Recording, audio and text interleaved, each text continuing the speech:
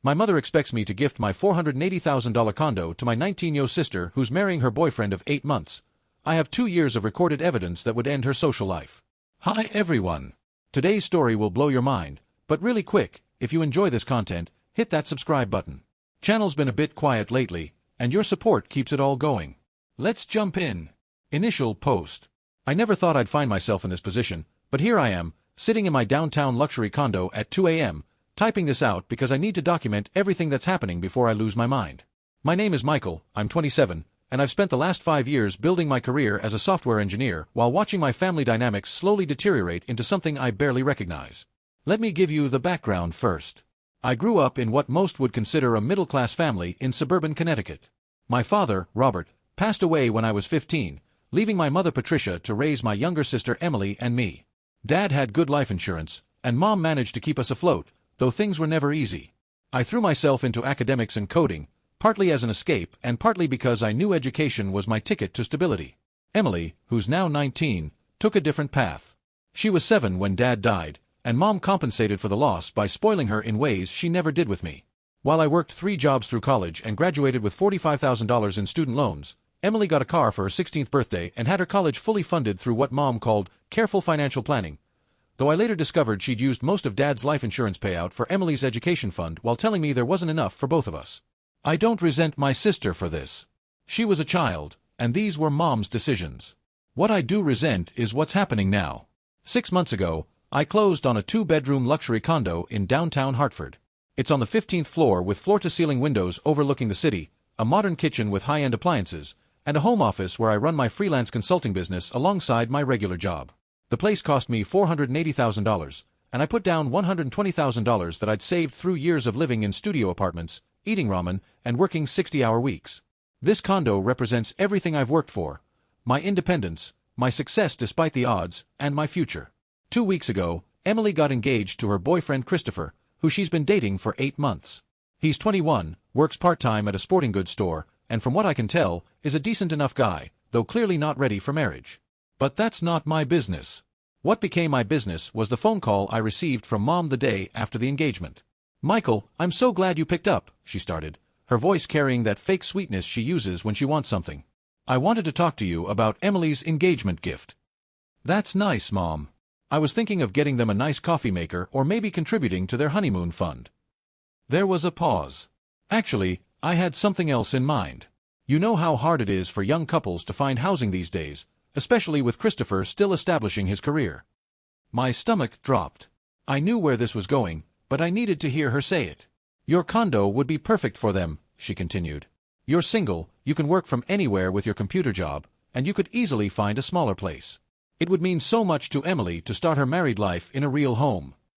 I actually laughed. Not a pleasant laugh, but the kind that escapes when something is so absurd you can't process it normally. "Mom, you're joking, right? You want me to give Emily my $480,000 condo as an engagement gift?" "It's not about the money, Michael. It's about family. Your father would have wanted." "Don't." I cut her off. "Don't you dare use Dad to justify this insanity. Dad would have wanted his life insurance to help both his children, not just one." The sweetness evaporated from her voice. "That's different. Emily was younger, she needed more support. You were always so independent, so capable. You didn't need. I needed my mother to treat me fairly. But that ship sailed long ago. The answer is no, Mom. I'm not giving Emily my condo." That's when things escalated. "You're being selfish, Michael. You have no idea what Emily has been through, planning a wedding, trying to start her life. You sit in that overpriced condo alone, wasting all that space, while your sister struggles. Emily lives at home rent-free and has a funded college education. I'd hardly call that struggling." "This is exactly why you're alone," she snapped. "You're cold, calculating. Everything is about money with you. Family means nothing." I hung up. But that was just the beginning. Over the next 3 days, I received 17 text messages from Mom, ranging from guilt trips about Dad's memory to accusations of being a narcissist. 9 calls from Emily, crying about how I was ruining her engagement joy. 4 emails from my Aunt Jennifer, Mom's sister, explaining how family takes care of family. 2 Facebook posts from Mom, which she knew I'd see through mutual friends, about children who forget where they came from. I didn't respond to any of it. Instead, I did what I do best. I planned. You see, I've been recording every interaction with my mother for the past 2 years. It started innocently enough. I wanted to keep track of promises she made and broke regarding family matters. Connecticut is a one-party consent state, so everything I've recorded is legal.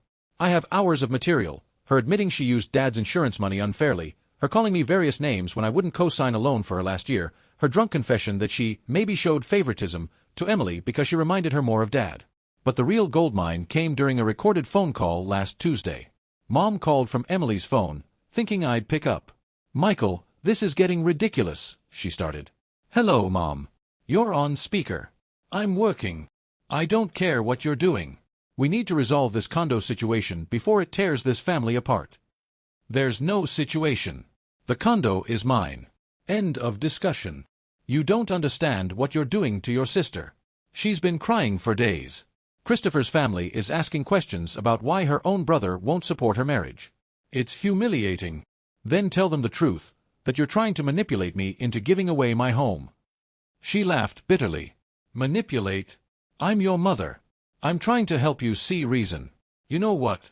I've been thinking. Maybe it's time people knew what kind of son you really are. The wedding is in 4 months.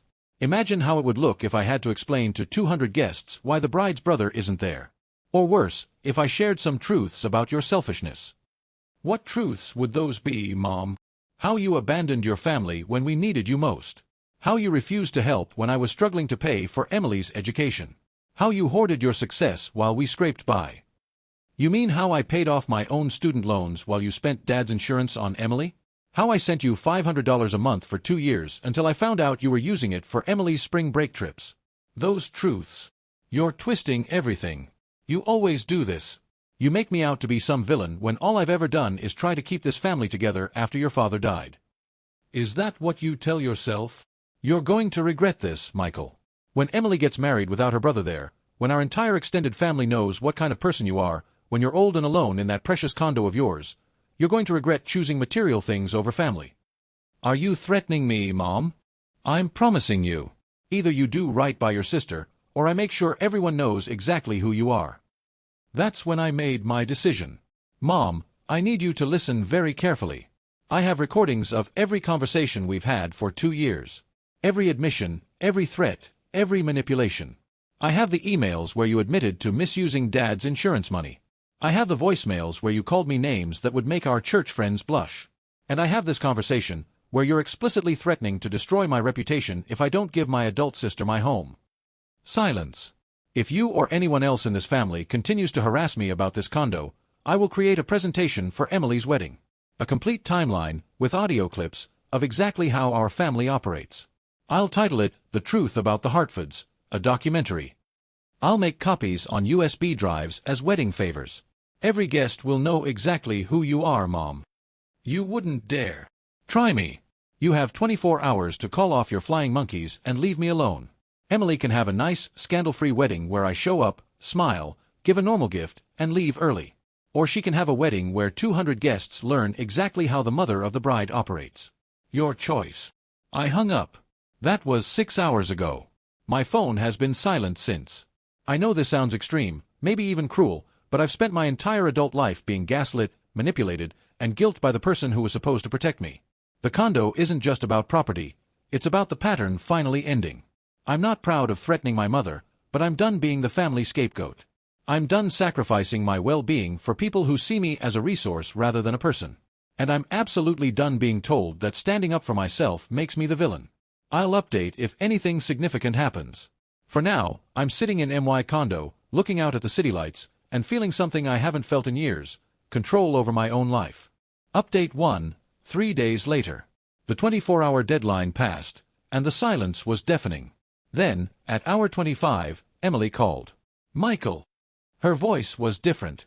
Gone was the crying, the emotional manipulation. She sounded tired. "Hi, Emily. Mom's locked herself in her room. She won't talk to anyone. Aunt Jennifer says you threatened her. I told Mom that if the harassment continued, I'd share some truths at your wedding. That's all." "What truths?" I thought about it for a moment. Emily was spoiled, yes, but she was also a product of our mother's choices. Ask Mom about Dad's life insurance. Ask her why I had student loans while your college was paid for. Ask her about the $500 monthly payments I made for 2 years. Then decide if you still want my condo. Michael, She paused. I didn't know about any of that. I know you didn't. That's why I don't blame you. But I need you to understand that this isn't about you or your engagement. This is about 12 years of inequality and manipulation finally reaching a breaking point. The condo thing was Mom's idea, Emily admitted quietly. Christopher and I were looking at apartments. We found a nice one-bedroom we could afford with both our incomes. When I told Mom, she said you'd probably give us your condo if we asked the right way. She said you owed it to the family. I owe the family nothing, Emily. I've paid my dues and then some. I'm starting to see that. Mom's been on the phone with Aunt Jennifer all morning, panicking about the wedding. She keeps saying you're going to ruin everything. What did you tell her exactly?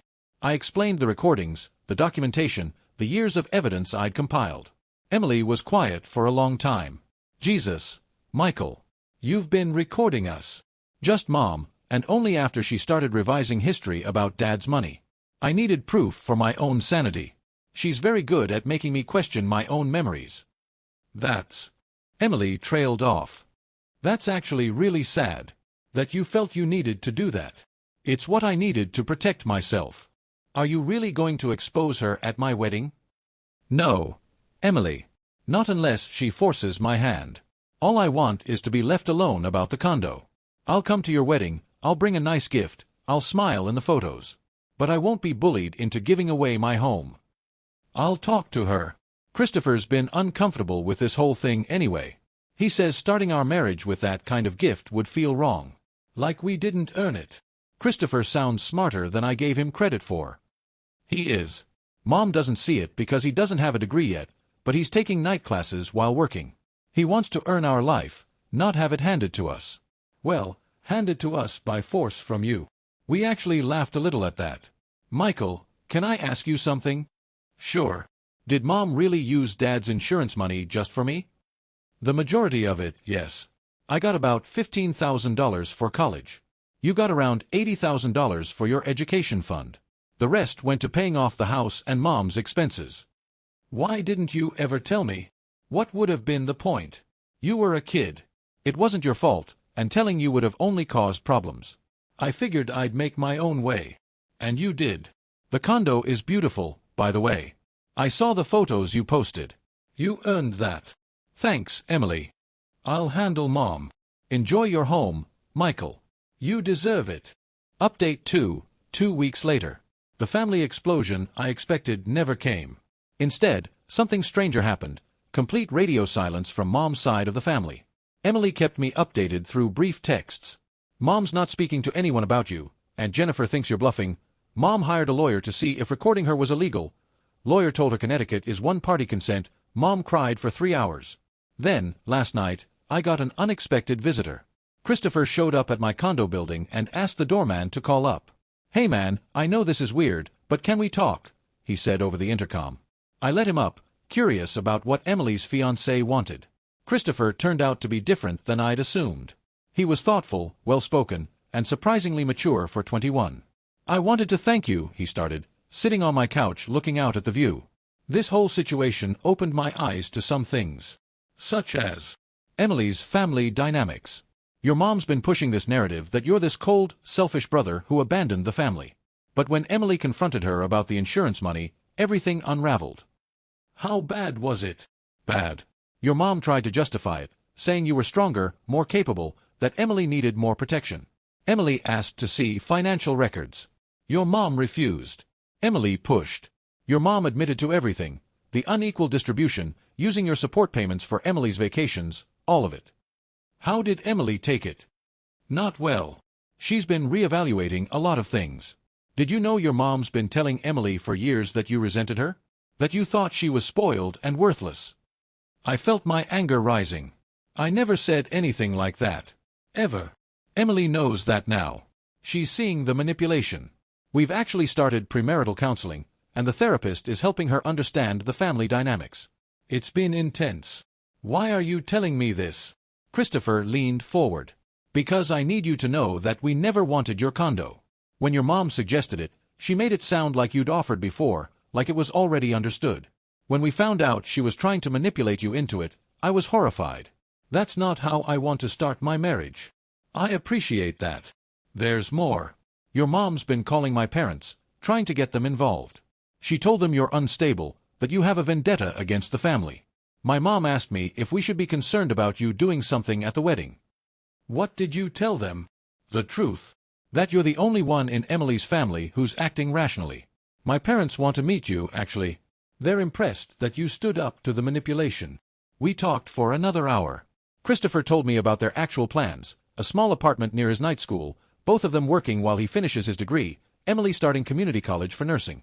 Real plans, achievable plans, not built on taking someone else's life work. Can I ask you something? Christopher said as he was leaving. The recordings, would you really have played them? Every single one. I've already created the presentation, complete with slides and audio clips. 45 minutes of Patricia Hartford's greatest hits. He whistled. That's cold. No, that's survival. Cold would have been doing it without warning. Fair point. See you at the wedding. Wouldn't miss it. Update 3, 1 month later. Mom finally broke her silence, but not in the way I expected. She showed up at my office building during lunch yesterday. Security called up to confirm if I wanted to see her. I met her in the lobby. She looked older, tired, like she'd aged years in weeks. Can we talk? Somewhere private, she asked. We went to a quiet cafe nearby. She didn't speak until her coffee arrived. I've been seeing a therapist, she started. Emily insisted. Said she wouldn't have me at the wedding unless I got help. I raised an eyebrow but said nothing. The therapist, she's making me see things.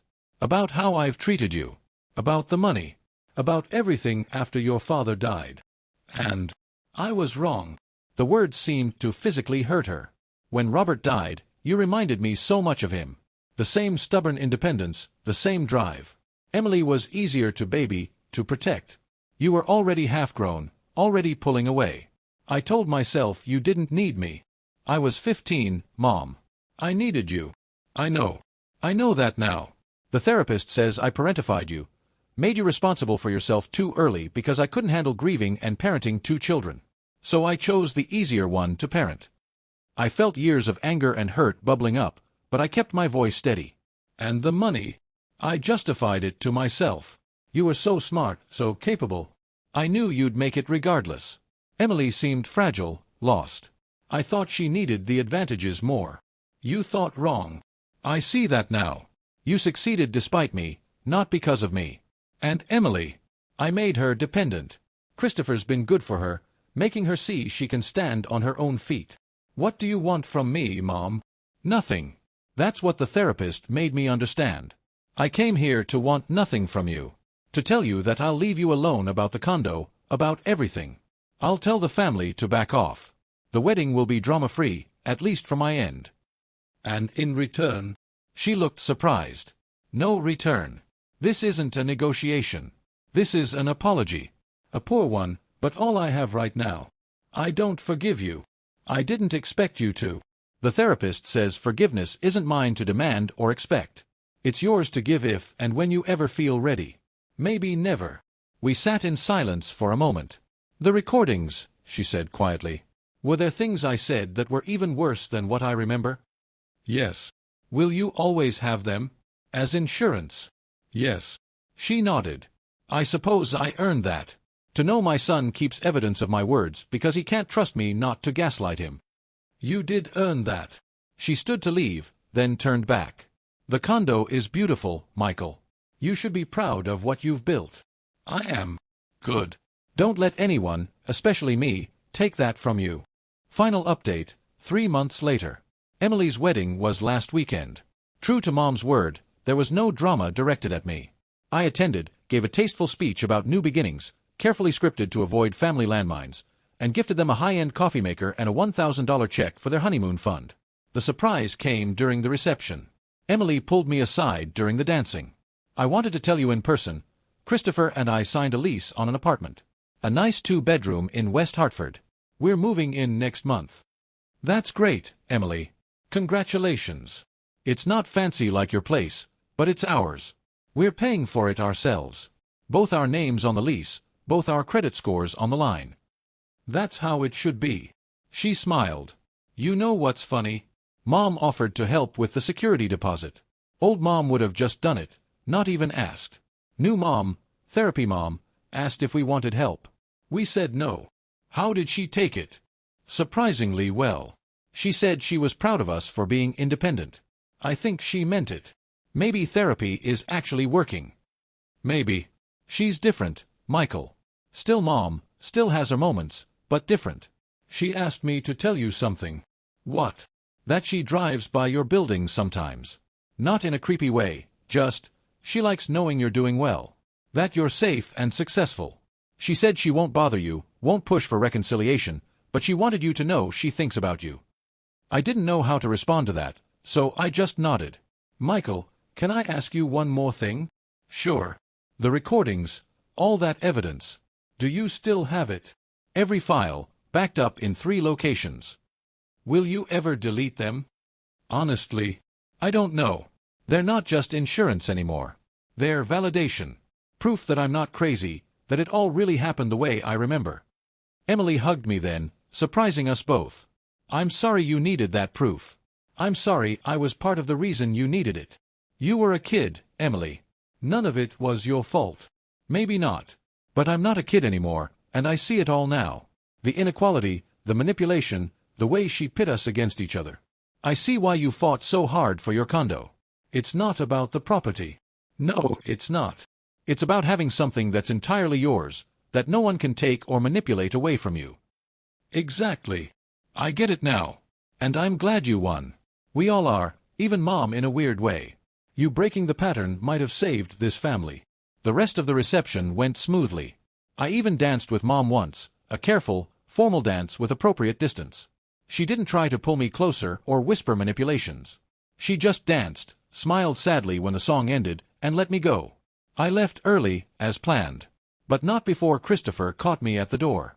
Thanks for coming, man. And thanks for standing your ground. Emily's stronger because of it. We're starting our marriage as equals, not as children expecting handouts. That's all I wanted. For everyone to stand on their own feet. Mission accomplished then. I drove home to my condo that night, entering my sanctuary with a sense of peace I hadn't felt in years. The city lights twinkled below, the space was mine, and for the first time in my adult life, my family knew exactly where the boundaries were. Mom still texts occasionally, brief, respectful messages. Hope you're well. Saw your company got that contract. Congratulations. Thinking of you on Dad's birthday. I respond just as briefly, maintaining the distance that keeps us both safe. Emily and Christopher are thriving in their apartment. She sends photos sometimes, their first home-cooked meal, Christopher studying at their kitchen table, their cat destroying their couch.